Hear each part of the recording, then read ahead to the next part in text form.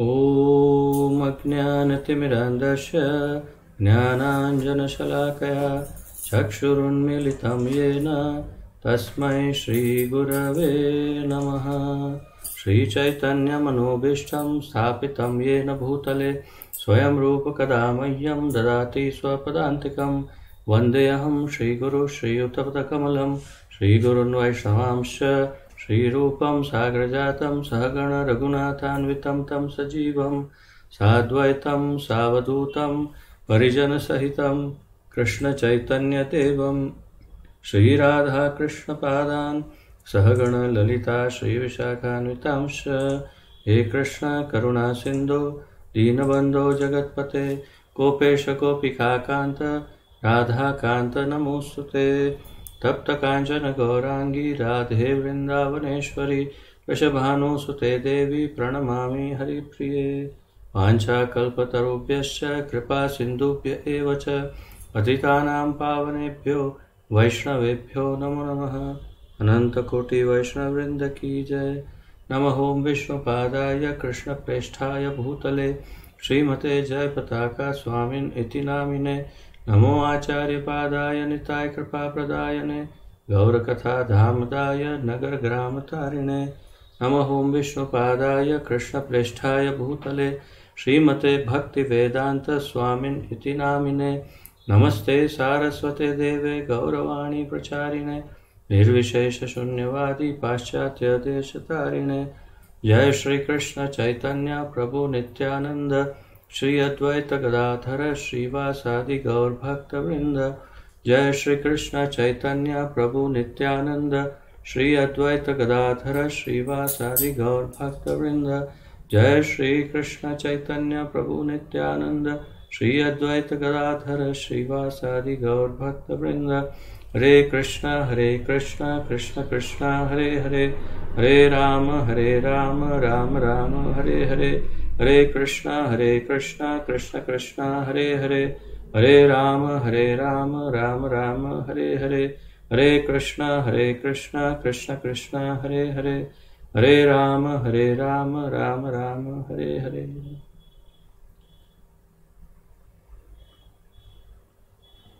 आप सबका बहुत बहुत स्वागत है आज के इस अत्यंत महत्वपूर्ण कार्यक्रम में, जिसमें हम, जैसा कि आप जानते हैं, हमारे इस्कॉन के संस्थापक आचार्य श्री श्रीमद् अभय चरणारविंद भक्तिवेदांत स्वामी श्री प्रभुपाद जी द्वारा लिखित इस महत्वपूर्ण ग्रंथ का सम्मिलित रूप से अध्ययन कर रहे हैं।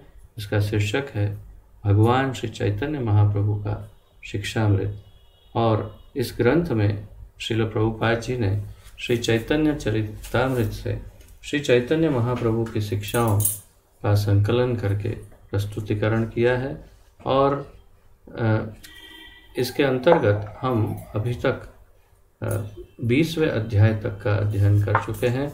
20वें अध्याय में आज हम जहाँ से कल विराम लिया था वहीं से आगे बढ़ेंगे। और इस 20वें अध्याय का शीर्षक है वेदांत स्वाध्याय का लक्ष्य। वेदांत स्वाध्याय का लक्ष्य। तो आइए आगे बढ़ते हैं जहाँ से हमने कल विराम लिया था। और जैसा कि आपको थोड़ा स्मरण होगा, कल हमने ओमकार के विषयक चर्चा को प्रारंभ किया था, परंतु एक उसमें हमने पैराग्राफ जितना अध्ययन किया था, परंतु मुझे लगता है आज का पूरा वीडियो ही अगर इसी विषय पर हो तो ज़्यादा अच्छा रहेगा, जिसमें ओमकार के विषय में, ओम के विषय में श्री चैतन्य महाप्रभु हमें शिक्षा दे रहे हैं। तो इसीलिए कल जितना पढ़ा था उतना फिर से आज मैं पुनः एक बार पढ़ता हूँ, जिसके कारण हम इस ओमकार का स्टडी जो है आज पूर्ण रूप से कर पाएंगे। तो श्री चैतन्य महाप्रभु, जैसा आप जानते हैं, बनारस में मायावादी सन्यासियों के सन्मुख बैठ करके अपना जो मत है वो उन्हें प्रस्तुत कर रहे हैं वेदांत सूत्र के विषय में। श्री शंकराचार्य, आदि शंकराचार्य के शारीरक भाष्य के विषय में, और जो दो अलग अलग मतांतर है मायावाद और वैष्णव का सिद्धांत, उसका अंतर समझाते हुए उन्हें अपना वक्तव्य दे रहे हैं और अब वे ओमकार के विषय में जानकारी दे रहे हैं। तो आइए मैं पढ़ता हूँ जो कल मैंने यहाँ से पढ़ा था। वेदों का महावाक्य प्रणव ओमकार परम ईश्वर भगवान श्री कृष्ण का नाद विग्रह है। तो वेदों का महावाक्य प्रणव अर्थात ओमकार परम ईश्वर भगवान श्री कृष्ण का नाद विग्रह, जैसे कल मैं आपको निवेदन कर रहा था, उनका शाब्दिक रूप अर्थात उनका वाणी ध्वनि स्वरूप में रूप है भगवान श्री कृष्ण का। किंतु श्री शंकराचार्य ने व्यर्थ ही तत्वम असि को महावाक्य कहा है। तो महाप्रभु निवेदन कर रहे हैं, श्री शंकराचार्य ने अपने भाष्य में या अपने उपदेशों में तत्वम असि को ओमकार से भी अधिक महत्वपूर्ण बताया है और ये उनके अनुसार उचित नहीं है, महाप्रभु के अनुसार। और यहाँ पर आज ये प्रस्थापित करेंगे, सिद्ध करेंगे। ओंकार भगवान की सब अचिंत्य शक्तियों का स्रोत है। तो भगवान की जितनी अचिंत्य शक्तियाँ हैं, दिव्य शक्तियाँ हैं, उनका स्रोत, उनका जो मूल ओरिजिन स्रोत जहाँ से उत्पन्न हो, तो उद्भव वो ओंकार है। तत्वम असि को वेद का महावाक्य कहने में श्री शंकर ठीक नहीं है, क्योंकि तत्वम असि वेद में उपप्रधान है। तो जैसे कल मैं आपको बता रहा था कि वेदों में सब सर्वाधिक प्रधानता ओमकार को दी गई है और कुछ ऐसे सूत्र हैं जिन्हें उप प्रधानता दी गई है। तो तत्वम असि वो एक ऐसा वाक्य है जो उप प्रधान वाक्य है, अर्थात कि प्रधान और उप प्रधान, प्रेसिडेंट और वाइस प्रेसिडेंट, इस प्रकार। तो जिसका इतना प्रेसिडेंट जितना महत्व ना हो उससे वाइस प्रेसिडेंट परंतु बहुत महत्वपूर्ण है, परंतु प्रेसिडेंट नहीं। तो इसी प्रकार उप प्रधान वाक्य के रूप में उसे स्वीकार किया जा सकता है तत्वम असि, परंतु तत्वम असि ये वाक्य प्रधान नहीं, ओमकार प्रधान है। और कल मैं आपसे निवेदन कर रहा था, तत्वम असि शब्द का अर्थ भी आपको समझाने का प्रयत्न कर रहा था। तत्वम तत्वम असि, मैं वो तत्व हूँ, मैं ही वो तत्व हूँ, वो तत्व मैं ही हूँ, अर्थात हम एक ही तत्व है। कौन? मैं और भगवान। तो ये सच्चिदानंद रूप है भगवान का, हमारा भी सच्चिदानंद विग्रह है। तो दोनों एक ही तत्व है, इसमें कोई संशय नहीं है, इसमें कोई दो राय नहीं कि हम दोनों एक ही तत्व है, परंतु मात्रा में बहुत बड़ा अंतर है। तत्व एक होने से सब कुछ नहीं हो जाता। जैसे कि समुद्र की विशालता और समुद्र की कुछ बूंदे, तो समुद्र की कुछ बूंदे समुद्र का कार्य नहीं कर सकती, उसी प्रकार हम जीवात्मा उसी तत्व के होने के बावजूद भी वो कार्य नहीं कर सकते जो भगवान कर सकते हैं। उतने गुण हम में नहीं, उतनी शक्तियां नहीं हम में, इतना सामर्थ्य नहीं। जैसे अग्नि और अगन शिखाएं या अग्नि के कण, जैसे सूर्य और सूर्य की किरणें, समुद्र और समुद्र का जल, तो उसी प्रकार हम भी तत्व एक होने से कोई बहुत बड़ा कार्य नहीं हो जाता। हम अगर हम ब्रह्म है भी तो भी हम केवल क्षुद्र कण हैं, बहुत छोटे छोटे मामूली कण, और इसीलिए हमारा भगवान होना ये कोई बात नहीं, हो ही नहीं सकता। परंतु जी तत्व तो हम एक ही है, तत्वम असि। तो यहाँ पर महाप्रभु आगे कहते हैं तत्वमसि भगवान का आंशिक प्रकाश मात्र है, भगवान का आंशिक प्रकाश है, अर्थात हम सब तत्व हैं परंतु बहुत ही छोटे छोटे अंश में हैं जिसकी कोई गणना नहीं की जा सकती। भगवत गीता में भगवान श्री कृष्ण ने अनेक स्थलों पर ओमकार की महिमा का गान किया है। तो जैसे कल हमने चर्चा की थी, भगवत गीता 8वें अध्याय का 13वां श्लोक, 9वें अध्याय का 17वां श्लोक, और 17वें अध्याय का 24वां श्लोक 8.13, 9.17 और 17.24। इसी प्रकार अथर्ववेद तथा मांडुक्य उपनिषद में ओमकार की महिमा है। भगवत संदर्भ में श्री जीव गोस्वामी कहते हैं ओमकार भगवान श्री कृष्ण का सबसे गोपनीय नाद विग्रह है। ओमकार जो है भगवान श्री कृष्ण का सबसे सीक्रेट, गोपनीय, गुप्त नाद विग्रह। नाद अर्थात आवाज, ध्वनि, और विग्रह मतलब शरीर। तो भगवान का सबसे गुप्त ध्वनि रूप में शरीर अगर कोई हो तो वो ओमकार है। ऐसा जीव गोस्वामी भगवत संदर्भ नाम के ग्रंथ में कहते हैं।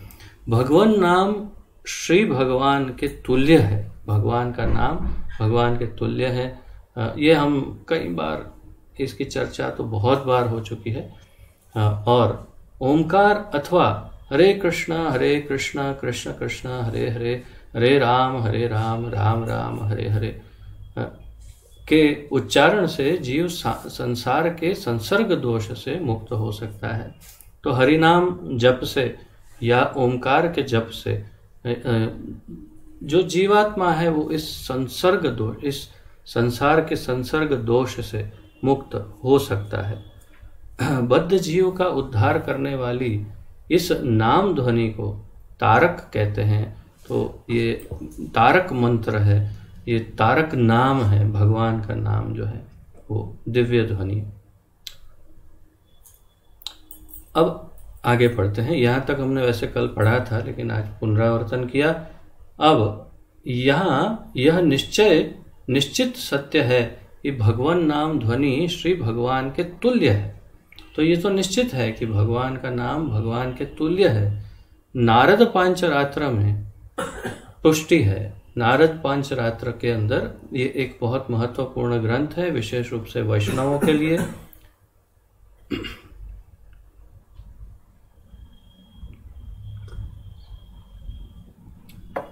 वैष्णव के लिए अत्यंत महत्वपूर्ण ग्रंथ है नारद पांचरात्र। इसके अंतर्गत काफी महत्वपूर्ण जानकारी है वैष्णव के भजन क्रिया के लिए। इसमें एक श्लोक है, व्यक्तम ही भगवानेव साक्षात् नारायणः स्वयं अष्टाक्षर स्वरूपेण मुखेषु परिवर्तते। व्यक्तम ही भगवान एव साक्षात् नारायणः स्वयं अष्टाक्षर स्वरूपेण मुखेषु परिवर्तते। इसका अर्थ समझते हैं। बद्ध जीव के नाम उच्चारण करने पर भगवान श्री कृष्ण स्वयं उसकी जिह्वा पर विराजमान हो जाते हैं। तो आपने कई बार, या आप में से जितने पुराने भक्त हैं उतनी अधिक बार सुना होगा। नए भक्तों ने शायद कम बार सुना होगा, परंतु जितने पुराने उतना ज्यादा सुना होगा कि जब हम जप करते हैं तो हमारी जिह्वा पर भगवान स्वयं नाचते हैं, या तो स्वयं भगवान हमारी जिह्वा पे आते हैं और हम भगवान का सीधा संग करते हैं। उसका ये प्रमाण है, नारद पांचरात्र इस ग्रंथ में लिखा है कि बद्ध जीव के नाम उच्चारण करने पर भगवान श्री कृष्ण स्वयं उसकी जिह्वा पर विराजमान हो जाते हैं। जैसे ही हम कृष्ण कहते हैं तो हम सीरियसली लेते नहीं। हमारी मूर्खता की यही सीमा है, पराकाष्ठा है। अत्यंत मूर्ख हैं हम कि इस बात पर विश्वास नहीं करते जो शास्त्रों में इतनी बार कही गई है, इतने आचार्यों द्वारा कहा गया है। परंतु ये सत्य है कि हम जब कृष्ण बोलते हैं तो हमारी जिह्वा पर स्वयं ठाकुर जी श्री कृष्ण विराजमान होते हैं। अब यहाँ पर श्लोक के साथ इसकी पुष्टि है। मांडुक्योपनिषद में कहा है कि ओमकार के उच्चारण से सारा प्राकृत जगत वैकुंठ दिखने लगता है। ये सब महाप्रभु श्रील प्रकाशानंद सरस्वती और अनेक सन्यासियों को वहाँ पर बनारस में बता रहे हैं। तो कहते हैं कि मांडुक्य उपनिषद में ये कहा कि ओमकार का उच्चारण जो करता है वो सारे प्राकृत जगत को वैकुंठ के रूप में देख सकता है। वैकुंठ दृष्टि में ओमकार अथवा ओम के अतिरिक्त अन्य कुछ भी नहीं है। तो यदि हम वैकुंठ की दृष्टि से अर्थात कि आध्यात्मिक दृष्टि से यदि देखें तो ओमकार अथवा ओम के अतिरिक्त अन्य कुछ भी नहीं है। ये एक दृष्टिकोण है। दुर्भाग्यवश श्री शंकर ने अर्थात श्रील शंकराचार्य आदि शंकराचार्य ने महावाक्य ओमकार को त्याग कर स्वेच्छा से तत्वम असि को महावाक्य मान लिया। तो महाप्रभु बता रहे हैं कि श्रील शंकराचार्य ने अपनी इच्छा से महावाक्य ओमकार जो है, जो हरेक वेद पुराण शास्त्र उपनिषद आदि में सब जगह पर जिसको स्थापित किया हुआ है, भगवत गीता में भी, और उस ओमकार को उन्होंने अपनी इच्छा से उसे रिप्लेस कर दिया, बदल दिया, अदला बदली कर दिया। उन्होंने ओमकार को नीचे लाकर उसके ऊपर महावाक्य तत्वमसि बैठा दिया। तो ये उनके अनुसार ये दुर्भाग्य है। महाप्रभु कहते हैं दुर्भाग्यवश प्रमुख ध्वनि को त्याग कर और उपप्रधान ध्वनि को स्वीकार कर उन्होंने शास्त्र के मुख्यार्थ को अपने लक्षणार्थ के लिए त्याग दिया। महाप्रभु यहां तक कह रहे हैं क्योंकि उन्हें तो स्पष्ट ही कहना है, सत्य ही कहना है। और आप देखेंगे कि क्या इसका रिएक्शन, क्या प्रतिसाद आता है। ये हम सोचेंगे कि ये एक अकेले और इतने हजार या 100 पता नहीं कितने सन्यासी बैठे सामने, उनके सामने ये शंकराचार्य के बारे में बता रहे हैं और क्या होगा। कहीं ये ना हो सब एक एक डंडी लेके बैठे हो, सब अपनी अपनी डंडियां उठा ले, ऐसा हम सोच सकते हैं। परंतु आपको आश्चर्य होगा कि ये सब इतने शुद्ध हृदय थे, जो सामने सुनने वाले थे इतने शुद्ध हृदय के थे कि सत्य को सुनते ही उन्होंने सब ने एक साथ सत्य को स्वीकार कर लिया, क्योंकि सत्य बोल रहे थे महाप्रभु। तो यहाँ पर आगे कह रहे हैं कि प्रमुख ध्वनि को त्याग कर और उपप्रधान ध्वनि को स्वीकार कर उन्होंने शास्त्र के मुख्य अर्थ को अपने लक्षण अर्थ के लिए त्याग दिया। तो उन्होंने अपने अनुकूलता के लिए, अपने जिस प्रकार उनको योग्य लगा, अपने अनुसार उसको त्याग कर दिया। श्रीपाद शंकराचार्य ने पुरुष वेदांत सूत्र में वर्णित कृष्ण भक्ति को मुख्यार्थ के स्थान पर अपना लक्षणात्मक अर्थ करके आच्छादित कर दिया है। तो महाप्रभु कह रहे हैं कि श्रीपाद शंकराचार्य ने पुरुष वेदांत सूत्र, ये जो उन्होंने लिखा या तो उसका जो भाष्य हुआ, उसमें वर्णित कृष्ण भक्ति मुख्य है। पुरुष वेदांत सूत्र, उसमें मुख्य कृष्ण भक्ति ही है। तो उसका अर्थ परिवर्तित करके उन्होंने अपने अर्थ से उसको आच्छादित कर दिया, अर्थात इसके ऊपर अपना अर्थ बैठा दिया, उस मुख्य अर्थ के ऊपर। संपूर्ण वेदांत सूत्र को स्वयं प्रमाण माने बिना उसके अध्ययन का कोई लाभ नहीं। संपूर्ण वेदांत सूत्र को स्वयं प्रमाण माने बिना, क्या है वेदांत सूत्र? स्वयं वेदांत सूत्र क्या है? वेदांत सूत्र बोलते ही आपके मन में तुरंत स्मरण होना चाहिए श्रीमद् भागवत। श्रीमद् भागवत ही मूल वेदांत सूत्र है। तो संपूर्ण वेदांत सूत्र को स्वयं प्रमाण माने बिना, अर्थात श्रीमद् भागवत महापुराण को ही संपूर्ण ये स्वयं प्रमाण माने बिना उसके अध्ययन का कोई लाभ नहीं है। वेदांत सूत्र का मन माना अर्थ करना स्वयं प्रमाण वेदों का सबसे बड़ा अपकार है। तो अगर वेदांत सूत्र, क्योंकि किसने ये सब चर्चा हमने 1-2 दिन पूर्व शुरुआत में की थी कि स्वयं भगवान कृष्ण, कृष्ण के शक्ति आविष्ट अवतार भगवान वेद व्यास। भगवान वेद व्यास ने सब वेदों को लिखकर उन वेदों का सूत्र रूप में उन्होंने संकलन श्री भागवत महापुराण में किया। अब वही व्यास अवतार भगवान स्वयं जो लिख रहे हैं उसको प्रमाण न मानकर कुछ और लिख देना वेदों के ऊपर, ये स्वयं भगवान का अपमान है। वेद व्यास का अपमान है, स्वयं भगवान का भी अपमान है, और इसलिए ये उचित नहीं है। और वेदांत सूत्र का मनमाना अर्थ करना स्वयं प्रमाण वेदों का सबसे बड़ा अपकार या एक प्रकार से अपमान है। इंग्लिश में क्या लिखा है? अपकार। It's the great disservice to the self-evident Vedas. Yeah. तो ये बहुत बड़ा इसका अपमान हो रहा है, क्योंकि स्वयं प्रमाणित है। जब स्वयं वेद व्यास स्वयं ही कह रहे हैं कि ये वेदांत सूत्र है, ये मुख्य सूत्र यही है भागवत जो अमल पुराण है, तो फिर आप अन्य कुछ कैसे लिख सकते हैं, और वो भी इसको बिना पढ़े जो मूल वेदांत सूत्र है। जहां तक ओंकार प्रणव का संबंध है, उसे भगवान का नाद अवतार माना जाता है। तो ये हम चर्चा कर चुके हैं कि नाद अवतार अर्थात शब्द अवतार या शब्द रूप। तो भगवान का शब्द रूप वो ओंकार है। इस रूप में ओंकार नित्य, अनंत, मायातीत, परम तत्व तथा अक्षय है। ओंकार क्या है? ओंकार का स्वरूप नित्य है, नित्य हमेशा है ही, कभी समाप्त नहीं होता, न आदि न अंत, हमेशा रहने वाले को नित्य कहते हैं।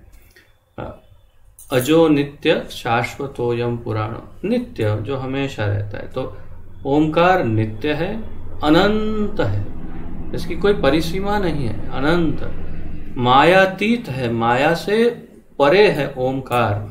हम यहाँ इस माइक जगत में ओम बोलते हैं, परंतु ओमकार स्वयं माया से परे है। और इसीलिए आगे बताएंगे महाप्रभु की लगभग सभी मुख्य मंत्रों के पहले ओमकार का ही प्रयोग किया जाता है, क्योंकि वो इतना महत्वपूर्ण और मायातीत है, और उस ओमकार के बल से ही उस मंत्र को शक्ति प्राप्त होती है। क्योंकि स्वयं भगवत स्वरूप है ओमकार, स्वयं भगवान का रूप है। इसलिए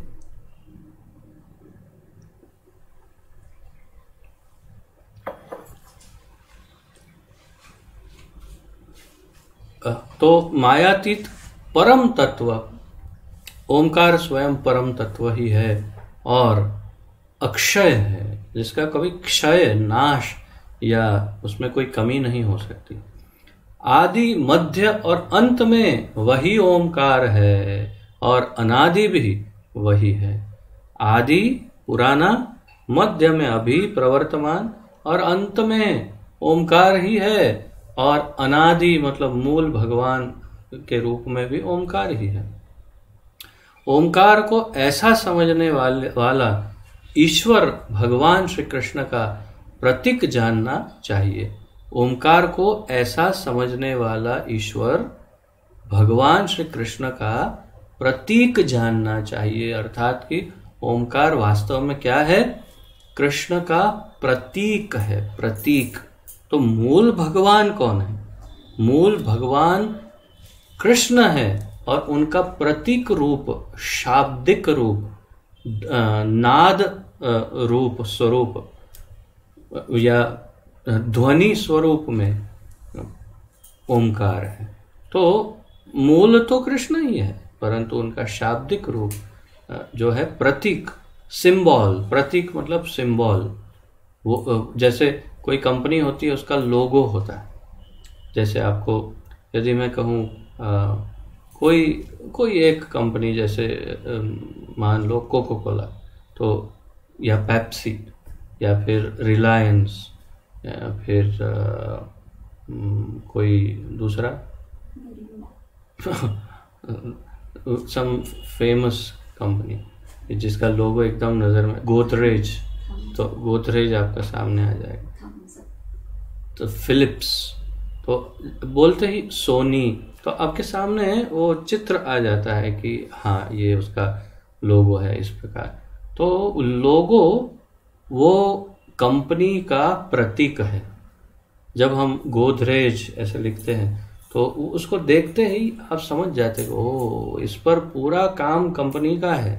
गोदरेज कंपनी इसकी जिम्मेदारी लेती है, उन्होंने अपनी निगरानी में इसे बनाया है, गारंटी है, और इस पर हम पूरा विश्वास कर सकते हैं क्योंकि उस पर गोदरेज लिखा हुआ है। तो एक उदाहरण, वो लोगो जो है वो कंपनी का क्या कहते हैं, प्रतीक, रिप्रेजेंटेटिव प्रतीक है, परंतु वो स्वयं लोगो स्वयं कंपनी नहीं है। परंतु यहाँ तो ओमकार तो भगवान का स्वरूप ही है एक प्रकार से, और उनका प्रतीक भी है, दोनों है। तो जब भी हम ओमकार कहते हैं तो मूल रूप में हमें कृष्ण को ही याद करना चाहिए या याद आने चाहिए, ऐसा इंगित कर रहे हैं महाप्रभु। ओमकार एवं विष्णु को परतत्व तथा सर्वव्यापी समझने वाला प्राकृत जगत में कभी शोक नहीं करता और न ही वह शूद्र रहता है। तो यहाँ पर और एक उसका इसका महत्व, महिमा मंडित कर रहे हैं ओमकार को, कि बहुत ही सुंदर इसका अर्थ समझा रहे हैं कि ओमकार में इतनी शक्ति है कि ओमकार और फिर उसमें जो श्रद्धा रखता है श्रद्धालु ओमकार में, और वो इस प्रकार श्रद्धा रखता है कि ओमकार तथा विष्णु दोनों को परतत्व तथा सर्वव्यापी समझता है, जो वो प्राकृत जगत में कभी शोक नहीं करता, अर्थात उसे कभी कोई शोक, दुख, कष्ट, तकलीफें नहीं होती, और न ही वह शूद्र रहता है, अर्थात भले वो किसी भी कुल में जन्मा हो परंतु वो शूद्र नहीं रहता। ओमकार का स्वरूप भौतिक नहीं है, तो ओमकार का जो रूप है वो भौतिक रूप या स्वरूप नहीं है, वो दिव्य जगत से है और इसीलिए अचिंत्य है, दिव्य है ओमकार। उसका प्रकाश है, ओमकार का स्वरूप भौतिक नहीं है, उसका प्रकाश है, वह अनंत रूपधारी है।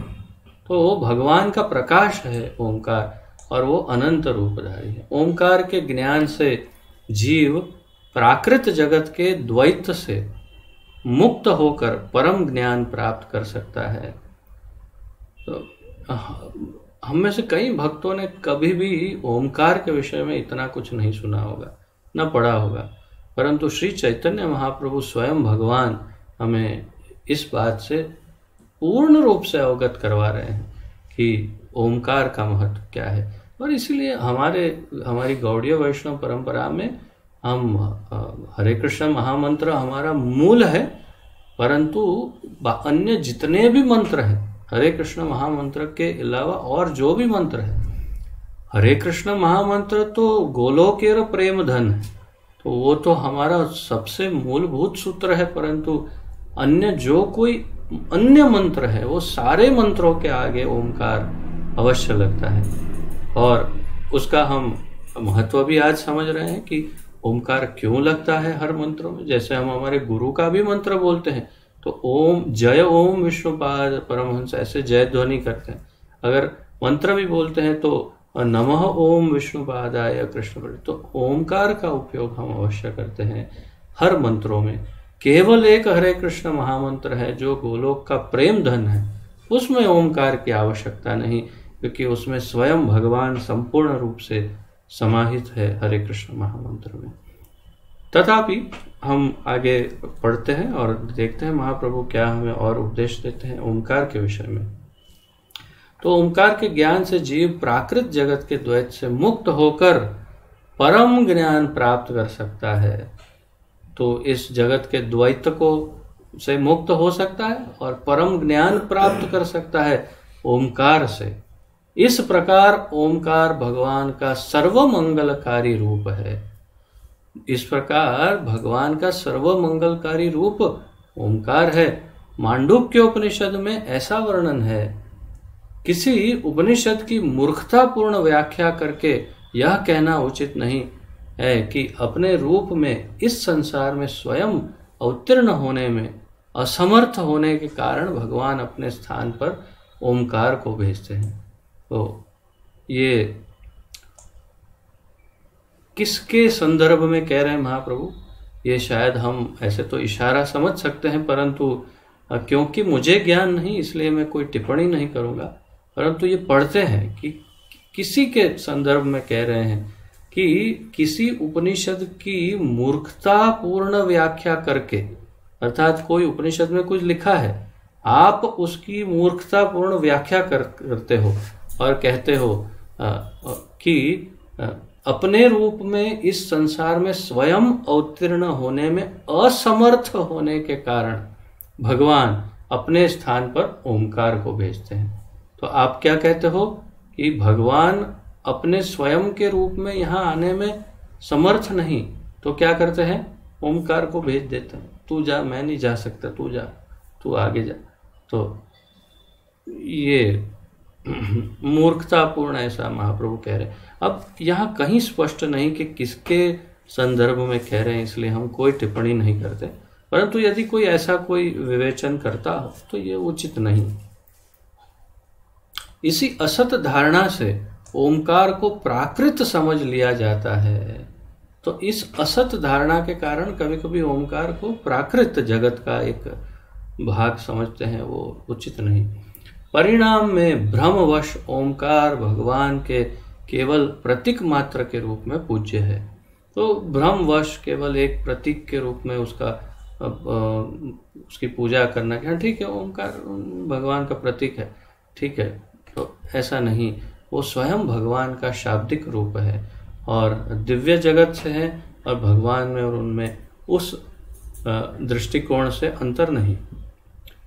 वास्तव में ओमकार भगवान श्री कृष्ण के किसी भी दूसरे अवतार जैसा है।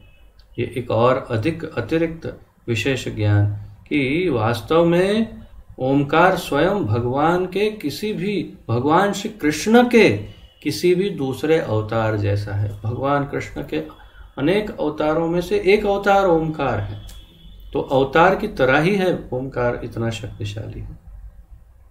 भगवान के असंख्य अवतार हैं और ओमकार उसमें से एक है। जैसा श्री कृष्ण ने भगवत गीता के 9वें अध्याय के 17वें श्लोक में कहा है, ध्वनियों में मैं ओम हूँ, ध्वनियों में मैं ओम हूँ। और इसका अर्थ हुआ कि ओमकार श्री कृष्ण से अभिन्न है। महाप्रभु कहते हैं, जैसे भगवान 9वें अध्याय के 17वें श्लोक में कहते हैं कि मैं ध्वनियों में ओमकार हूँ, तो उसका अर्थ ये हुआ कि भगवान ओमकार और भगवान दोनों अभिन्न है, अर्थात कृष्ण ही ओमकार है या ओमकार कृष्ण है, दोनों अलग नहीं है, ऐसा महाप्रभु का मत है। किंतु निराकारवादी भगवान श्री कृष्ण से अधिक ओमकार को महत्व देते हैं, तो ये भी एक प्रॉब्लम है। अभी तक महाप्रभु ने ओमकार की ही महिमा की है, अब तक यहाँ तक महाप्रभु ने ओमकार की महिमा की है, लेकिन अब ये बता रहे हैं कि कभी कभी ऐसी भी गलती करते हैं कि ओमकार को इतना अधिक महत्व देते हैं कि भगवान से भी ज्यादा महत्व दे देते हैं। तो किंतु निराकारवादी भगवान श्री कृष्ण से अधिक ओमकार को महत्व देते हैं। सत्य तो यह है कि भगवान का कोई भी अवतार या रूप, प्रतीक उनसे अभिन्न है, अर्थात भगवान और उनके सारे रूप उनसे अभिन्न है, सेपरेट नहीं कर सकते, अलग नहीं कर सकते, भिन्न नहीं कर सकते, अभिन्न है, एक है। तो उसमें कोई बड़ा छोटा ऐसे प्रश्न नहीं, एक ही तत्व है। तो परंतु मूल तो फिर भी कृष्ण ही है और ये सारे उनके अवतरण हैं। अतः ओंकार वेदों का परम रूप सिद्ध हुआ। महाप्रभु ने ये स्टेटमेंट दिया कि इसीलिए ओंकार वेदों का परम रूप सिद्ध हुआ, हमने सिद्ध किया कि ओंकार परम रूप है। वास्तव में वैदिक मंत्रों में दिव्य शक्ति इसीलिए है। देखिए मैंने कहा था ना, महाप्रभु कह रहे हैं कि वैदिक मंत्रों में शक्ति क्यों है। वैदिक मंत्रों में दिव्य शक्ति इसीलिए है कि उनके पहले ओमकार का प्रयोग किया जाता है या प्रयोग होता है। तो वैदिक मंत्रों की शक्ति का रहस्य आगे लगे हुए ओमकार में है। आप लोगों को विज्ञान का थोड़ा बहुत अगर ज्ञान हो तो आपका जो पंखा है, पंखे के अंदर एक बड़ा सा एक डिब्बे जैसा लगता है और उसको कहते हैं कैपेसिटर। एक सिलेंडर जैसा होता है, इतना बड़ा एक लगता है बड़ा वाला। वो कैपेसिटर को यदि निकाल दो तो पंखे की स्पीड बहुत कम हो जाती है और वहाँ कैपेसिटर लगाओ तो फिर एकदम हाई स्पीड में चलता है पंखा। तो ऐसा क्या जादू है। तो वो शक्ति संग्रह करता है और फिर संग्रहित शक्ति को कैपेसिटर जो है वो आगे जोर से देता है ताकि वो पंखे की मोटर जोर से चल सके।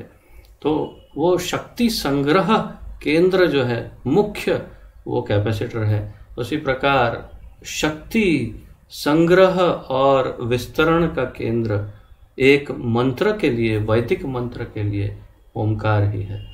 तो उस ओमकार के अंदर सारी शक्ति है जो उस मंत्र को शक्ति प्रदान करता है, ओमकार। इसलिए हर मंत्र के आगे प्रायः ओमकार का प्रयोग होता है। वैष्णव ओमकार की व्याख्या इस प्रकार करते हैं। अब असली बात या रहस्य से पर्दा अब खुलेगा। आप सब सुन रहे हैं ना ध्यान पूर्वक, सब के वीडियो बंद है, इसलिए मुझे बस ये चेक करना है कि सब लोग ध्यान पूर्वक सुन रहे हैं ना। ये बहुत महत्वपूर्ण बात अब महाप्रभु करने वाले। सबसे बड़ा रहस्य आज उजागर होगा ओमकार का। ओमकार का सबसे बड़ा रहस्य अब खुलेगा। Done done done. क्या है ये रहस्य? वैष्णव ओमकार की इस प्रकार व्याख्या करते हैं। उसमें 3 शब्द हैं, अ, उ और म आधा होता है। तो अ उ म, तो अ उ म। अ स्वयं भगवान श्री कृष्ण का वाचक है। महाप्रभु कहते हैं अ स्वयं श्री कृष्ण है। उ से श्री कृष्ण की नित्य प्रेयसी श्रीमती राधा रानी का निर्देश है। हरि हरि बोल, राधा रानी की जय। तो ओमकार में भी उ में, उकार में वास्तव में स्वयं भगवान की अंतरंगा शक्ति नित्य प्रेयसी श्रीमती राधा रानी का निर्देश उकार में है। और म से परम ईश्वर भगवान श्री कृष्ण के नित्य दास जीव का निर्देश है। अर्थात म में हम सब जीव जो भगवान के, विशेष रूप से जो भगवान के नित्य दास हैं, जो नित्य सिद्ध हैं भगवान के, या भगवान के दास सेवक जीव, उनका वाचक है मकार। तो इसलिए अ उ म, ओम में श्री भगवान स्वयं, श्रीमती राधा रानी और उनके निजी संगी गण और पार्षद सब भक्त। तो ये है ओमकार का सबसे बड़ा रहस्य जो महाप्रभु उजागर करते हैं। शंकर अर्थात श्रीपाद शंकराचार्य ने ओमकार को ऐसी महत्ता नहीं दी है। महाप्रभु कह रहे हैं कि श्रीपाद शंकराचार्य ने ऐसी महत्ता नहीं दी ओमकार को, किंतु वेद, रामायण, पुराण तथा महाभारत में आदि से अंत तक यह महिमा वर्णित है। इस प्रकार सर्वत्र श्री भगवान की कीर्ति का उद्घोष हुआ है। महाप्रभु कहते हैं इस प्रकार सब जगह पर भगवान की कीर्ति का उद्घोष हुआ है। चाहे आप ओमकार के अर्थ को समझे या न समझे, जब ओमकार का प्रयोग हो तो उसमें भगवान श्रीमती राधा रानी और उनके प्रिय भक्तजनों का सब जगह पे उनका कीर्ति उद्घोष तो हो ही जाता है। तो ये था आज का ये अध्याय, जिसके अंतर्गत हमने ओमकार की महिमा का अध्ययन किया। अब काफ़ी समय अभी बचा हुआ है आज, इसलिए हम अगले अध्याय की भी शुरुआत करते हैं। उससे पूर्व यदि किसी का कोई प्रश्न हो ओमकार के विषय में तो लेते हैं, फिर अन्य चैप्टर पर चलते हैं। किसी का कोई प्रश्न आदि या उत्कंठा कुछ है? हम लोगों ने हम लोग वैसे तो हम जानते हैं, बट वैसे तो ओम ऐसा बोलने से शिव जी को ही रिप्रेजेंट करते हैं। कभी नहीं, कभी नहीं, कभी नहीं, कभी नहीं, नेवर। कहीं भी ऐसा कोई जगह पे, एक जगह पे भी नहीं लिखा है कि ओमकार का शिव जी के साथ कुछ डायरेक्ट कनेक्शन है। This is your some kind of misconception, कुछ भ्रांत धारणा है, या अपने मन से शायद ये धारणा जनरेट की हो मन में, ऐसा हो सकता है। परंतु ऐसा कहीं भी नहीं लिखा है, कि कहीं उल्लेख नहीं या कहीं कोई प्रेजेंटेशन नहीं कि ओमकार को शिवजी से कुछ लेना देना। ओमकार हमेशा भगवान का रूप माना जाता है। तो फिर लोग ये बोलते हैं कि भगवान शिवजी हैं तो ठीक है, भगवान नारायण तो ठीक है, भगवान कोई भी भगवान जो है उनके रूप में ही, प्रतीक के रूप में ही ओमकार को हमेशा माना गया है। और बल्कि ऐसा कहा गया है कि अ उ में म जो है उसमें जो म है वो या तो अर्थात उसमें ब्रह्मा, शिवजी और विष्णु उनकी शक्तियां हैं, या ऐसी धारणाएं प्रस्तुत होती है। परंतु ऐसा तो नहीं है कि पूरा का पूरा ओमकार महादेव का हो, ऐसा मैंने तो कभी आज तक इतने 50 वर्षों में सुना नहीं है। तो I don't know from where you heard this. I don't. So that is a total misconception. But this is it. ओम नमः शिवाय, that is all right कि ओमकार उस मंत्र के आगे लगता है, तो ऐसा कौन सा मंत्र है? ओम नमो भगवते वासुदेवाय, ओम नमो नारायणाय, ओम नमः शिवाय, तो कोई भी मंत्र बोलो उसके आगे ओम लगेगा ही लगेगा। तो ओमकार तो किसी भी मंत्र के आगे लगेगा, उनको शिवजी के साथ ही कुछ लेना देना हो, ऐसा कुछ तो I have never heard that like that. Okay, हाँ माता जी बोलिए। हरे कृष्ण प्रभु जी, प्रणाम। तो हरे कृष्ण महामंत्र में स्वयं कृष्ण ने राधा रानी છે એટલે એમાં ઓમ નથી લાગતું। एग्जैक्टली क्योंकि उस हरे कृष्ण महामंत्र में जो ओमकार में है वही यहाँ पर है, और संपूर्ण रूप से है, और वो भी 16 शब्दों में है। तो फिर इतना शक्तिशाली हरे कृष्ण महामंत्र है, तो उसमें फिर ओमकार की आवश्यकता है ही नहीं। तो बिल्कुल वही बात है जो आपने समझा, बिल्कुल सही समझा कि ओमकार में भगवान और राधा रानी है और हरे कृष्ण महामंत्र में है, तो इसीलिए हरे कृष्ण महामंत्र में ओमकार की आवश्यकता नहीं। और किसी का कोई प्रश्न आदि है?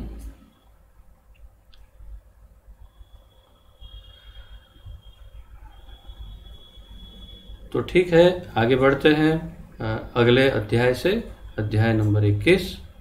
यदि किसी का कोई प्रश्न आदि ना हो तो अध्याय 21, मायावादियों का आत्मसमर्पण। आत्मसमर्पण समझते हैं?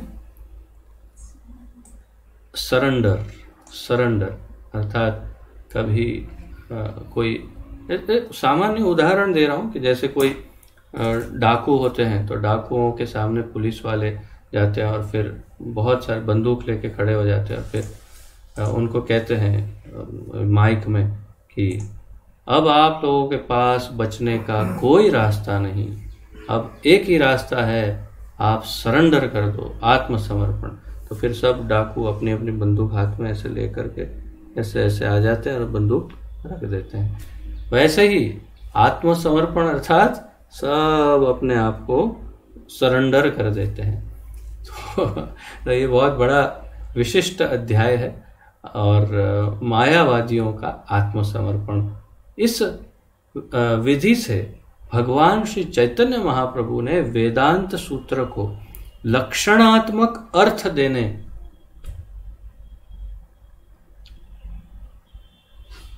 वेदांत सूत्र को लक्षणात्मक अर्थ देने के प्रयत्नों को की निंदा की। सब उपस्थित सन्यासी गण उनकी व्याख्या से आश्चर्यान्वित हो उठे। तो अब ये बहुत बहुत मजेदार ये घटना है, इसलिए बहुत सतर्क होकर सुनिए।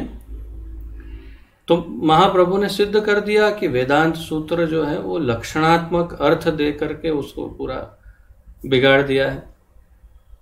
तो वहां जितने सन्यासी थे वो सब महाप्रभु की व्याख्या सुनकर आश्चर्यान्वित अर्थात आश्चर्यचकित हो गए। फिर क्या हुआ? मुख्यार्थ व्याख्या सुनकर एक सन्यासी ने तुरंत जिज्ञासा की। तो मुख्य अर्थ की व्याख्या सुनकर एक सन्यासी ने जिज्ञासा की, श्रीपाद चैतन्य देव ओमकार के लक्षणात्मक अर्थ की निंदा में आपने जो कुछ कहा है वह परम उपयोगी है। क्या कहा? एक सन्यासी ने उठकर के क्या जिज्ञासा की? श्रीपाद चैतन्य महाप्रभु ओमकार के लक्षणात्मक अर्थ में आपने जो निंदा की है वो आपने जो कुछ कहा वह परम उपयोगी है। भगवान ही आपकी व्याख्या को, क्षमा करें, भाग्यवान ही आपकी व्याख्या को सत्य मान सकता है। केवल भाग्यशाली व्यक्ति ही आपकी व्याख्या का स्वीकार करेगा। जो दुर्भाग्यशाली है वो आपकी व्याख्या का अनादर करेगा। जो भाग्यवान है वो इस व्याख्या का स्वीकार करेगा। बहुत स्पष्ट कह दिया उन्होंने कि उनका मत क्या है। वास्तव में वही आगे कह रहे हैं, वास्तव में हम सभी जानते हैं, ये सन्यासी कह रहे हैं उठ करके महाप्रभु को, और यही वाक्य बहुत महत्वपूर्ण है। वास्तव में हम सभी जानते हैं कि श्री शंकर की सारी व्याख्याएं कृत्रिम और काल्पनिक हैं। ये वही मायावादी सन्यासी कह रहे हैं। क्या घोषणा कर रहे हैं? कि हम सब जानते हैं कि श्री शंकराचार्य की सारी व्याख्याएं कृत्रिम, आर्टिफिशियल, बनावटी अर्थात बनावटी का अर्थ है बनाई हुई, कृत्रिम तथा जो प्राकृतिक ना हो, स्वाभाविक ना हो, मूल ना हो, ओरिजिनल ना हो, उसे कृत्रिम कहते। कृत्रिम और काल्पनिक है, जिसकी मनोधारणा से, मनोधर्म से जनित जिस जो होता है कल्पना से, उसे काल्पनिक कहते हैं। तो श्रीपाद शंकराचार्य की व्याख्याएं काल्पनिक ऐसा कौन बोल रहा है? ये मायावादी सन्यासी कह रहे हैं। और फिर कह रहे हैं फिर भी संप्रदाय के अनुरोध से हमें उन्हें सच मानना पड़ता है।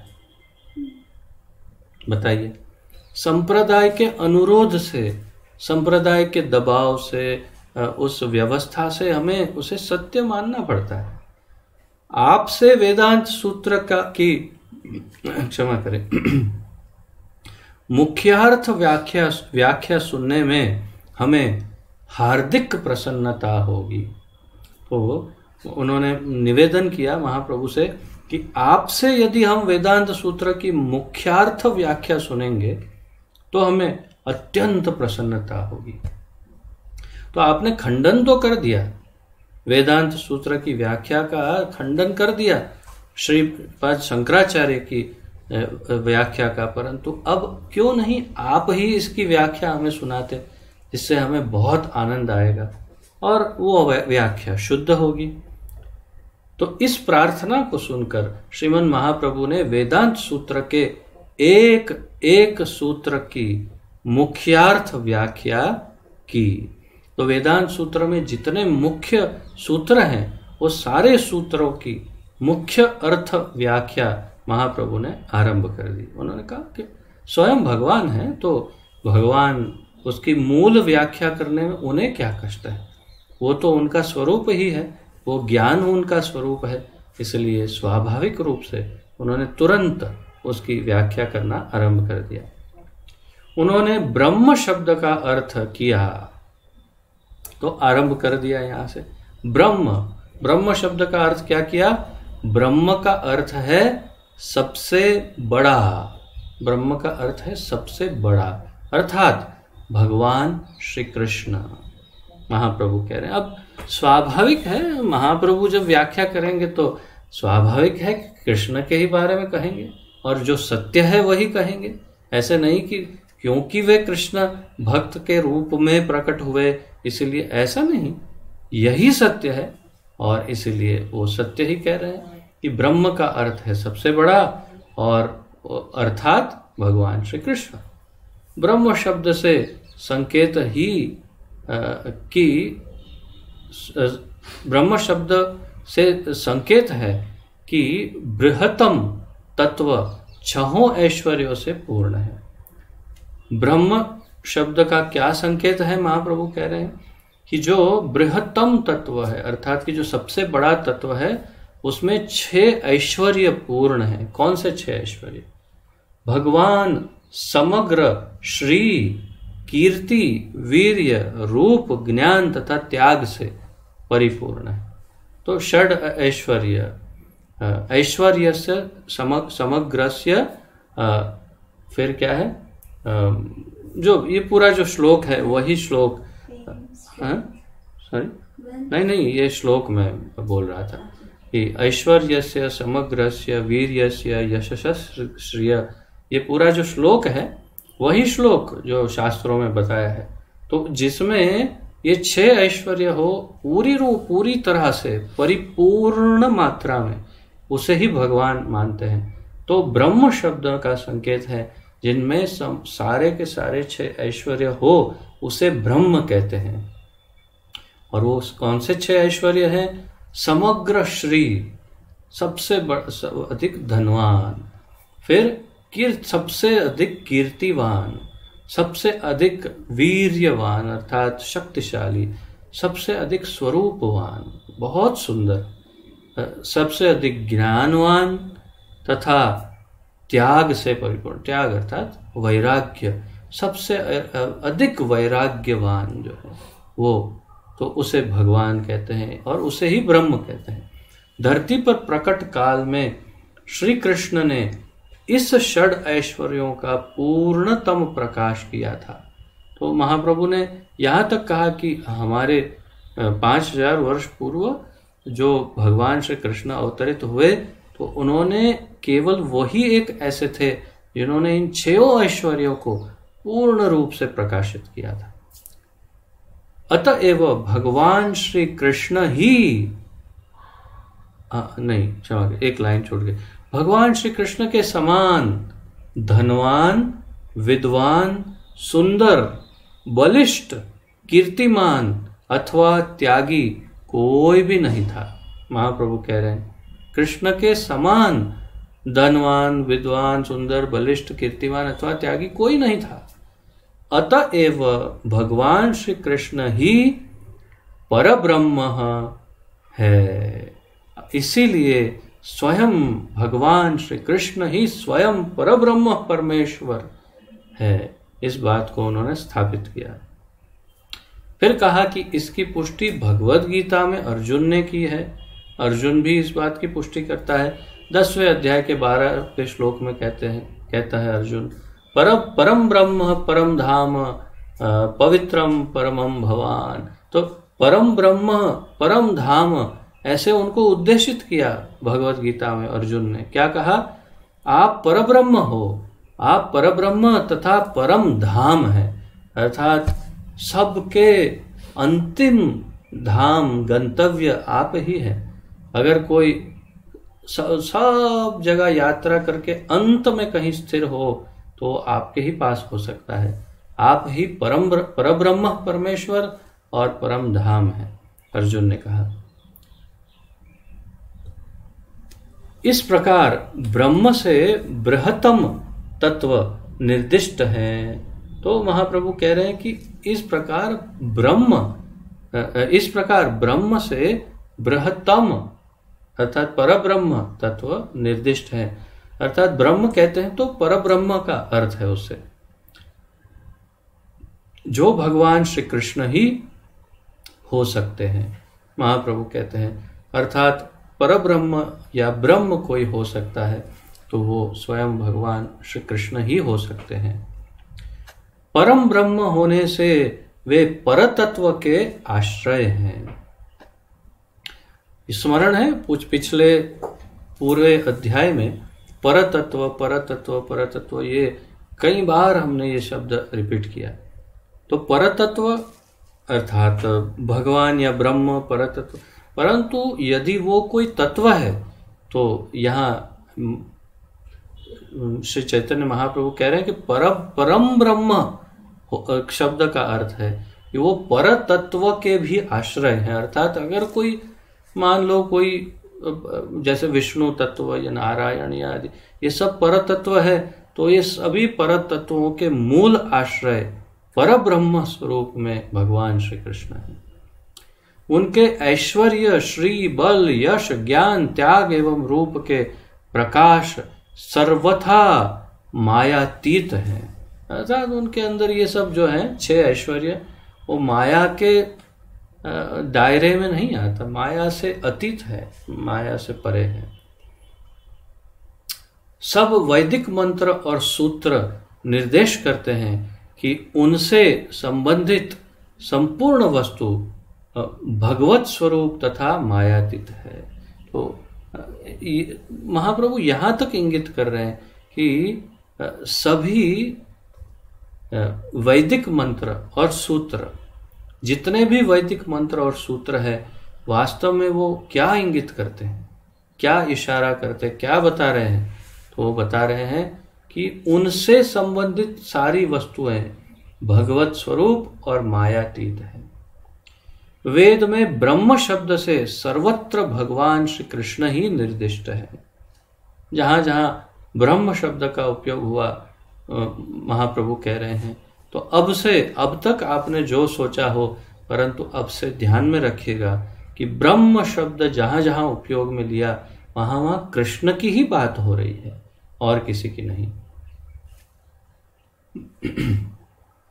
बुद्धिमान ब्रह्म शब्द से तुरंत श्री कृष्ण नाम का अर्थ लगाता है। महाप्रभु यहां तक स्पष्ट कर रहे हैं कि यदि कोई बुद्धिमान के सामने ब्रह्म शब्द का प्रयोग करो तो तुरंत ही श्री कृष्ण का ही नाम स्मरण करेगा। ब्रह्म अर्थात श्री कृष्ण, बस इतना स्पष्ट है। आगे बताते हैं, भगवान श्री कृष्ण माया के गुणों से परे हैं, किंतु साथ ही वे सारे दैवी गुणों से संपन्न हैं। तो भगवान माया के गुणों से परे तो है, परंतु दैवी गुणों से परिपूर्ण है। ऐसा नहीं कि वो गुणातीत है अर्थात निर्गुण है, निर्गुण नहीं है, वो गुण अतीत है अर्थात कि तीनों गुणों से ऊपर है, परंतु निर्गुण नहीं है, वो निराकार नहीं, वो साकार सगुण है और उनके जो गुण है वो दैवी गुण है। दैवी ऐसा गुणमयी, तो दैवी उनके गुण जो है दैवी है। परतत्व को निराकार मानना उनकी दिव्य शक्तियों को न मानना है। अगर हम उन्हें निराकार मानते हैं तो उनकी दिव्य शक्तियों को न मानने के बराबर है। अर्थात हम उनकी शक्तियों का अपमान कर रहे हैं अगर हम उन्हें कहते हैं निराकार। जो निर्विशेष ब्रह्म शक्ति को तो मानता है पर श्री भगवान को नहीं मानता, वह परम सत्य को पूर्ण रूप में स्वीकार नहीं करता। अगर कोई अध्यात्मवादी है वो निर्विशेष ब्रह्म को मानता है, ब्रह्म, निर्विशेष ब्रह्म। विशेष क्या है? ब्रह्म अर्थात सर्वव्यापक ब्रह्म, ये सब कुछ तो ब्रह्म ही है, उसमें विशेष क्या है? तो निर्विशेष ब्रह्म को मानता है परंतु भगवान को नहीं मानता। वह परम सत्य को पूरी तरह से, पूर्ण रूप से स्वीकार नहीं कर रहा है, अधूरा ज्ञान है। पर तत्व को पूर्ण रूप में स्वीकार करना, चिद विलास को स्वीकार करना है। भगवान श्री कृष्ण का निर्देश न करने से निराकारवादियों की मान्यता अपूर्ण है। तो निराकारवादी जो भी होते हैं, भगवान को साकार नहीं मानते, निराकार मानते हैं, वो क्योंकि उनकी व्याख्याओं में कहीं कृष्ण नहीं है, इसलिए उनकी मान्यताएं सब अपूर्ण है, अधूरी है, उनको पूरा ज्ञान नहीं है। भगवान श्री कृष्ण के ज्ञान का वेद सम्मत मार्ग भक्ति है। भगवान श्री कृष्ण के ज्ञान का वेद सम्मत मार्ग भक्ति है। यदि भगवान के बारे में ज्ञान प्राप्त करना है और वो भी वेदों की सम्मति से, वेद जिसे मानते हैं हाँ भगवान को जानने का यही मार्ग है, तो वो एकमात्र मार्ग है भक्ति मार्ग। भगवत गीता में तो भगवान ने एकदम स्पष्ट कह दिया, भक्त्या माम अभिजानाति यावान्यश्चास्मि तत्वतः। भक्ति के अलावा मुझे किसी मार्ग से नहीं जाना जा सकता। अन्य जगह पर कहा, भक्त्या त्वनन्या शक्य अहम एव विधोर्जुन ज्ञातुम द्रष्टुम च तत्वेन प्रवेष्टुम च। तो भक्त्या त्वनन्या शक्य, भक्ति के अलावा और कोई दूसरे रास्ते शक्य नहीं है। अहम एवं विधोर्जुन, जैसा मैं हूं वैसा यदि मुझे जानना हो तो केवल एक ही रास्ता है और वो है भक्ति मार्ग। और यहाँ पर महाप्रभु यही कह रहे हैं कि वेद सम्मत मार्ग है भक्ति। भगवत भक्ति का प्रारंभ भगवत श्रवण से होता है। भगवान की भक्ति का आरंभ किससे होता है? श्रवण से। किससे? भागवत श्रवण से। भागवत श्रवण से भक्ति का प्रारंभ होता है। भगवत भक्ति का प्रारंभ भागवत श्रवण से होता है। तो श्रीमद् भागवत वेदांत सूत्र को जब हम सुनते हैं तभी भक्ति का आरंभ होता है। भक्ति की 9 पद्धतियों में श्रवण प्रमुख है। तो आप जैसे जानते हैं श्रवण, कीर्तन, स्मरण, अर्चन, दास्यम, साक्ष्य, ये 9 पद्धतियां हैं, वो सब 9 पद्धतियों में सबसे प्रमुख, या जैसे महाप्रभु यहाँ कह रहे हैं भक्ति की 9 पद्धतियों में श्रवण प्रमुख है। प्रमुख अर्थात लीडर, टॉप लीडर। तो प्रमुख का अर्थ है सबसे ज्यादा महत्वपूर्ण। तो सबसे ज्यादा महत्वपूर्ण महाप्रभु कह रहे हैं श्रवण है, सुनना। किसके बारे में? भगवान के बारे में। और यहाँ प्रायः महाप्रभु कह रहे हैं भागवत। श्रवण, कीर्तन, स्मरण, अर्चन भगवान के ज्ञान द्वारा परम सिद्धि की प्राप्ति में इन सभी का उपयोग होता है। तो भगवान की प्राप्ति के लिए, उनकी सेवा के लिए, परम सिद्धि की प्राप्ति के लिए श्रवण, कीर्तन, स्मरण, अर्चन, ये सब का उपयोग होता है। भगवत ज्ञान की इस पद्धति को अभिधेय अर्थात बद्ध अवस्था में भक्ति योग का साधन कहते हैं। भगवत ज्ञान की इस पद्धति को, भगवान के विषय में ज्ञान प्राप्त करने की ये पद्धति कौन सी? सुनने की, श्रवण और फिर कीर्तन, स्मरण आदि, ये सब, ये सारी पद्धति को बद्ध अवस्था में अर्थात हमारी इस बद्ध अवस्था में भक्ति योग का साधन कहते हैं। तो ये साधना या साधन है, भक्ति योग का साधन। कौन सा? श्रवण, कीर्तन, स्मरण आदि, ये सब भक्ति योग के साधन हैं। तो ये साधना से हम भक्ति को सिद्ध कर सकते हैं। तो आशा है ये सब आपको समझ में आ रहा है। अब आगे पढ़ते हैं। महाप्रभु कहते हैं, वास्तव में अनुभव होता है कि कृष्ण भावना भावित पुरुष अन्य भावनाओं में नहीं लगना चाहता। जो कृष्ण भावना भावित पुरुष है, अर्थात जो एक भक्त है, भक्ति योगी है, जो भगवान का भक्त है, वो अन्य भावनाओं में लगना नहीं चाहता।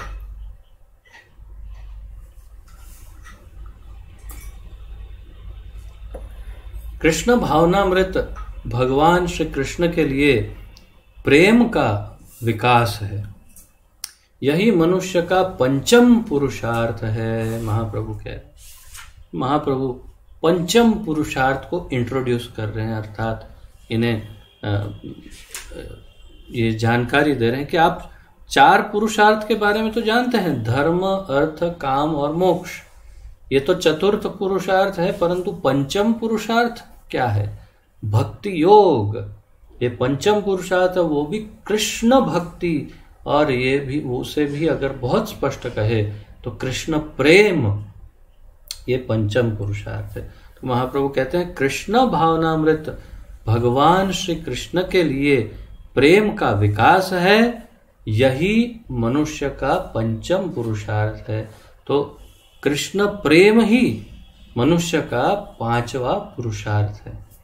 जब कोई इस दिव्य भक्तिमय सेवा में यथार्थतः लग जाता है तो वह साक्षात भगवान श्री कृष्ण से अपने संबंध का आस्वादन करता है। तो कई प्रश्नों के उत्तर जो भक्तों के जीवन में हो, वो भी यहाँ महाप्रभु दे रहे हैं। जब कोई को हमें लग सकता है कि हम भगवान के साथ हमारा निजी संबंध हो सकता है? हम तो इतने तुच्छ हैं कि और इतने पतित हैं, हमारा कैसे संबंध हो भगवान से? परंतु इसी बात को स्पष्ट कर रहे हैं कि हम तुच्छ हैं, परंतु भगवान तुच्छ नहीं है। भगवान में इतनी कैपेसिटी है कि प्रति एक जीव के साथ वे अपना अलग से निज व्यक्तिगत संबंध आराम से स्थापित कर सकते हैं। कोई एफर्ट, कोई उन्हें परिश्रम नहीं होता। देखिए ना, हृदय में इतने बड़े प्रादेश मात्रम पुरुषम वसंतम, इतने बड़े 8 इंच के बैठे इधर। अब वो क्या है? तो एक एक जीव के हृदय में बैठ सकते हैं, तो एक एक जीव के साथ पर्सनल रिलेशन नहीं डेवलप कर सकते।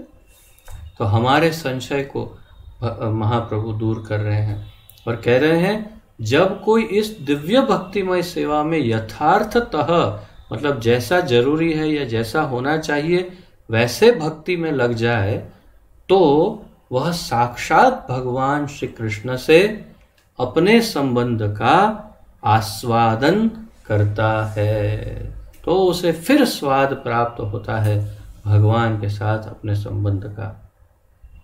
श्री कृष्ण से दिव्य रस भाव विनिमय, रस भाव विनिमय, अर्थात दिव्य रस, भगवान के साथ दिव्य रस, प्रेम रस, भाव विनिमय। विनिमय का मैंने आपको अर्थ पहले कई बार समझाया कि लेना देना, आप ले, लेन देन, तू दे मैं दूं, तू ले मैं लूं, लेन देन, विनिमय, एक्सचेंज। तो दिव्य रस भाव विनिमय होने पर कृष्ण के साथ श्री कृष्ण क्रमशः उसके निजी संगी बन जाते हैं। हमारे सारे संशयों को महाप्रभु दूर करते हैं कि ये संभव है, कृष्ण के साथ निजी संबंध संभव है। निराश नहीं होना, आशावादी रह करके भक्ति में आगे बढ़ो। क्यों? तभी तो ये निजी संबंध स्थापित हो सकता है भगवान के साथ। क्या? जैसे यहाँ कहा कि दिव्य श्री कृष्ण से दिव्य रस भाव विनिमय होने पर श्री कृष्ण क्रमशः उसके, तो भगवान उसके धीरे धीरे, क्रमशः धीरे धीरे उसके निजी संगी बन जाते हैं। धीरे धीरे होगा, स्टेप बाय स्टेप होगा।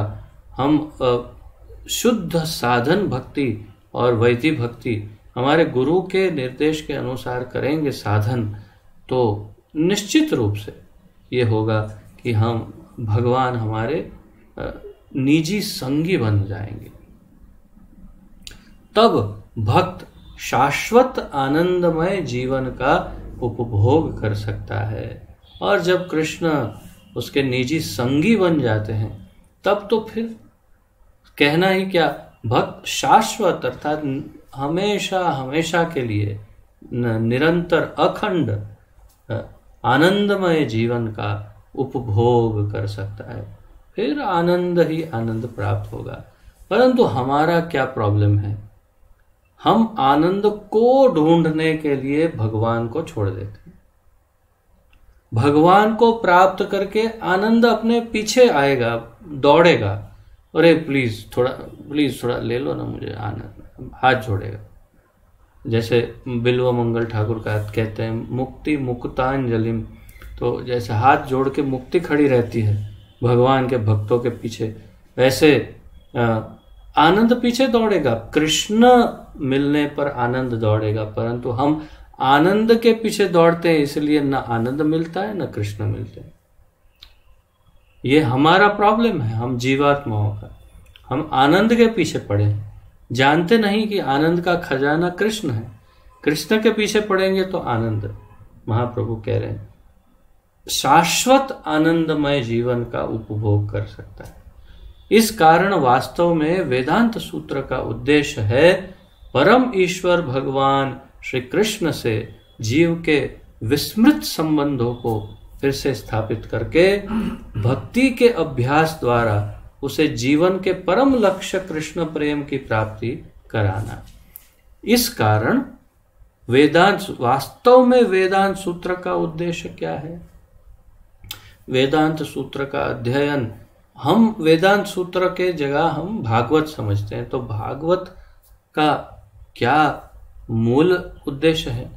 परम ईश्वर भगवान कृष्ण से जीव के विस्मृत संबंध को, भूले हुए संबंध को, जीव के भगवान के साथ के भूले हुए संबंध को फिर से स्थापित करके भक्ति के अभ्यास द्वारा उसे जीवन के परम लक्ष्य, भक्ति के अभ्यास से जीवन का परम लक्ष्य क्या है? परम लक्ष्य महाप्रभु कहते हैं कृष्ण प्रेम की प्राप्ति करवाना। यही वेदांत सूत्र का मूल हेतु होना चाहिए, उद्देश्य, और है भी।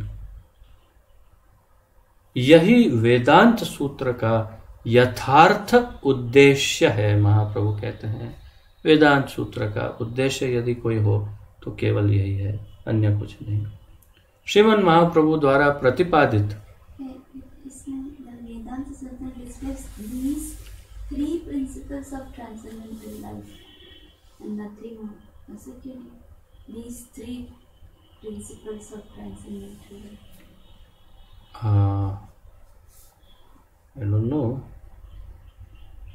देखते हैं, आगे पढ़ते हैं, अगर कुछ कवर होगा तो, नहीं तो अन्यथा हिंदी में इन्होंने नहीं लिया है तो कोई कारण होगा कि क्यों नहीं लिया उन्होंने हिंदी के अनुवाद में। सो लेट अस सी, आगे पढ़ते हैं। The purpose of the Vedanta is to re-establish the living entity lost relationship with the Supreme Lord Krishna. फिर second, to describe the execution of devotional service, and third, to enable one to ultimately achieve the highest goal of life. तो ये कहाँ लिखा हुआ है? ये three principles ही होते हैं, वही जो आपने भी बताया ना, जो वेदांत सूत्र में हमने लिविंग एंटिटी को कृष्ण के साथ क्या। हाँ, वही करेक्ट। हाँ, तो इंग्लिश में ऐसा लिखा है कि वेदांत सूत्र का ये तीन को प्राप्त करना ही यथार्थ उद्देश्य है, ऐसा अंग्रेजी में लिखा है। क्या तीन? फिर से रिपीट करें तो परम ईश्वर भगवान से जीव की विस्मृत संबंध को फिर से स्थापित करना, भक्ति के अभ्यास से उसके जीवन के परम लक्ष्य कृष्ण प्रेम की प्राप्त करना, और तीसरा क्या?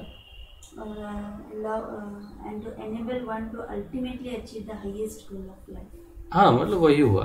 तो वास्तव में जो भी है अंग्रेजी और हिंदी में कई बार कुछ और भक्ति योग की को लागू करना या साधन करना भक्ति योग का, वो तो इस प्रकार ये 3 उद्देश्य अंग्रेजी में बताए हैं।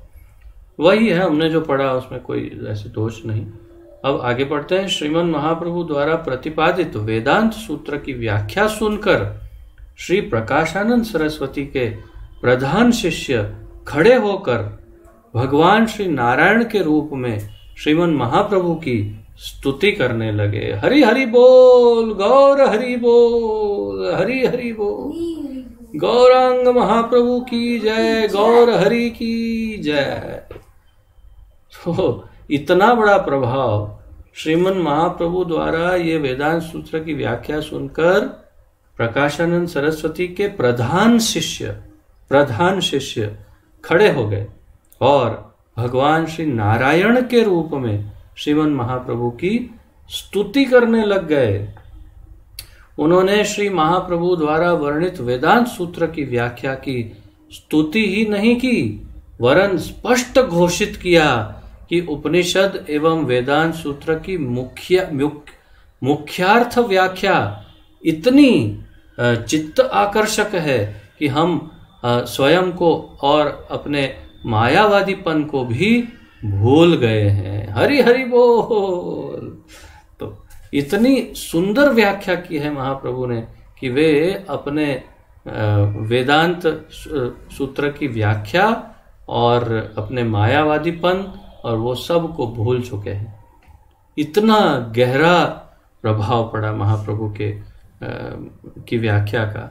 इस प्रकार यहाँ स्वीकार किया गया है कि उपनिषद एवं वेदांत सूत्र की सब शांकर व्याख्या अर्थात श्रीपाद शंकराचार्य द्वारा दी हुई व्याख्याएं जो हैं कल्पित हैं।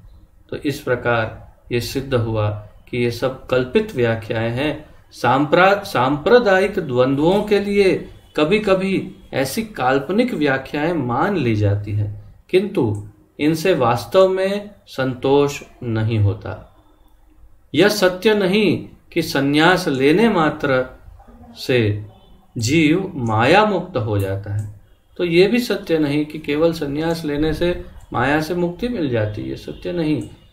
श्रीमन महाप्रभु द्वारा प्रतिपादित व्याख्या समझने से हमें वास्तविक लाभ होगा। उदाहरण स्वरूप ये श्रील प्रभुपाद जी बता रहे। उदाहरण स्वरूप हरेर नाम नामेव केवलम की श्रीमन महाप्रभु कृत व्याख्या से सभी प्रसन्न होते हैं, क्योंकि यह नितांत सत्य है कि भक्ति के अतिरिक्त मुक्ति का कोई दूसरा उपाय नहीं है। भक्ति के अभाव में कोई भी माया मुक्त नहीं हो सकता। विशेषतः इस युग में हरे कृष्णा कृष्ण कृष्ण हरे हरे, हरे राम राम राम हरे हरे के कीर्तन से परम मुक्ति सुलभ है। श्रीमद् भागवत 10 स्कंद 14वें अध्याय का 4था श्लोक में उल्लेख है कि भक्ति मार्ग को त्याग कर केवल ज्ञान के लिए परिश्रम करने से आत्म प्रकृति के भेद को समझने में हुए श्रम के अतिरिक्त कुछ भी श्रेय प्राप्त नहीं होता। खाली भूमि तो श्रम एवं ही केवलम जिस प्रकार का है, अर्थात कि जैसे ये श्लोक धर्म स्वनुस्थितः पुंसाम विश्वक्सेन कथासु यह न उत्पादयेद यदि रतिम श्रम एवं ही केवलम। इसकी व्याख्या मैं कई बार कर चुका हूं आपके समक्ष। खाली भूमि से अन्न पाने की कोशिश व्यर्थ है। अतः श्रीमद् भागवत 10 स्कंद 2 अध्याय का 32वां श्लोक, उसमें उल्लेख है कि स्वयं को मुक्त मानकर जो परम ईश्वर भगवान श्री कृष्ण की भक्ति को छोड़ बैठता है वह कभी मुक्त नहीं हो सकता। अत्यंत कठोर श्रम त्याग एवं तपश्चर्या से मुक्त हो जाने पर अत्यंत कठोर तप त्याग और क्षमा करें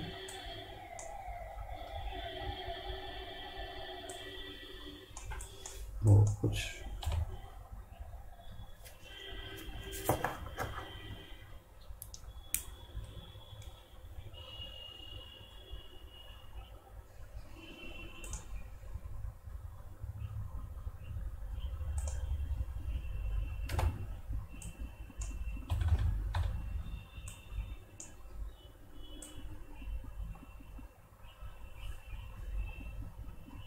अत्यंत कठोर श्रम, त्याग एवं तपश्चर्या से मुक्त हो जाने पर भी श्री कृष्ण चरणारविंद के आश्रय के अभाव में वह फिर विषयों में ही गिर जाता है।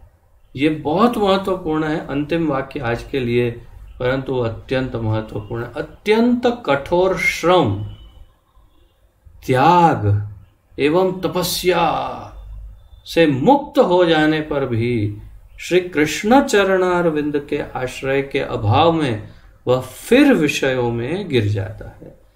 अर्थात कितना भी बड़ा योगी मुक्त जीव क्यों न हो जाए, अगर उसने कृष्ण चरणारविंद का आश्रय नहीं लिया तो अवश्य ही निश्चित रूप से 100% 100% फिर से वो विषयों में गिर ही जाता है, ये निश्चित है।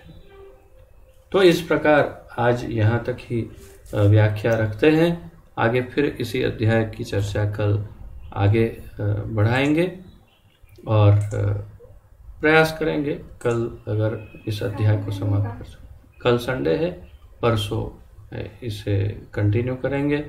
आशा है आप सबको बड़ा आनंद आ रहा होगा इन व्याख्याओं में, और श्रीमन महाप्रभु की दिव्य विजय से अत्यंत हर्ष हो रहा होगा। तो कोई किसी का अन्य और कोई प्रश्न, अतिरिक्त प्रश्न आदि हो प्रस्तुत कर सकते हैं, अन्यथा विराम लेते हैं। और आपके सबके दिव्य दर्शन भी हम प्राप्त कर सकते हैं। जी माता जी। हाँ प्रभु जी, हरे कृष्णा, धन्यवाद प्रणाम। प्रभु जी, ये थोड़ा अलग है पर ये श्लोक बहुत फेमस है, पर मैं भूल गई हूँ कि वो किसमें से है। आहार निद्रा वाला जो श्लोक है ना। हाँ। आहार निद्रा भय च मैथुन। हाँ। फिर आगे मैं भूल गई हूँ उसका। आहार निद्रा भय मैथुनम च सामान्य एतत् पशुभिर नराणाम धर्म्यम ही तेषाम अधिको विशेषो धर्मेन हीन पशुभि समान। वो कहा, मतलब किसमें से? भगवत गीता में नहीं है, मैं कल नहीं, भगवत गीता का नहीं है ये श्लोक। ये मुझे अब ये स्मरण नहीं कौन से शास्त्र से है, परंतु मैं आपको पता करके बता सकता हूँ, बल्कि अभी प्रयास कर सकता हूँ। वेदाबेस में शायद मिल जाएगा। आहार निद्रा भय मैथुनम च सामान्यम एतत् मनुष्य। मैं प्रयास करता हूँ आपको।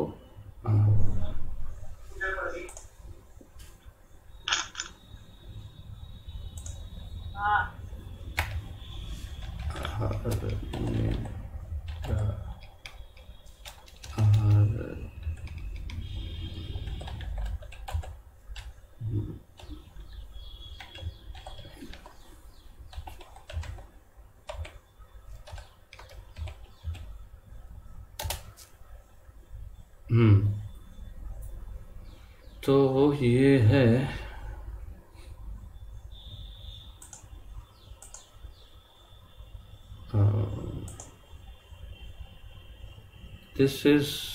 that is the verdict of Vedic literature। पर कौन सा वैदिक लिटरेचर? हितोपदेश 25 नंबर का श्लोक। हित उपदेश, हितोपदेश, हितोपदेश में 25 नंबर नो श्लोक, 25 नंबर का श्लोक हितोपदेश में। ये एक मिनट प्रभु। आहार निद्रा भय मैथुनम च सामान्य एतत् मनुष्याणाम पशुभिर नराणाम। अच्छा, सामान्यम एतत् पशुभिर नराणाम धर्मो ही तेषाम अधिको विशेषो।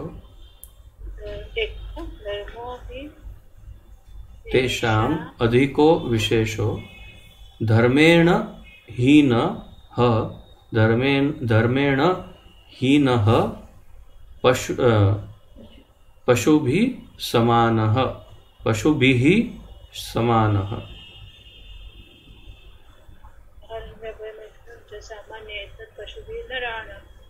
धर्मो हि तेषाम् अधिको विशेषो धर्मेण हीनः पशुभिः धर्मेण हीनः पशुभिः समानः। ओके प्रभु जी, थैंक यू सो मच। ये याद ही नहीं आ रहा था मुझे। अच्छा।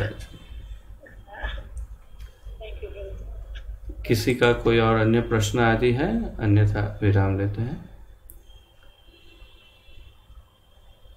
ठीक है, तो फिर परसों इसी को आगे बढ़ाएंगे, इस अत्यंत दिव्य और आनंदमय चर्चा को। आइए एक साथ मिलकर के प्रणति निवेदन करते हैं। श्री चैतन्य महाप्रभु की जय। पतित पावन अभय चरणारविंद भक्ति वेदांत स्वामी श्रील प्रभुपाद की जय। पतित पावन गुरुदेव की जय। निताय गौर प्रेमानंदे। हरि हरि बोल। आप सबको कोटि कोटि दंडवत प्रणाम। आप सबका बहुत बहुत धन्यवाद। हरे कृष्ण।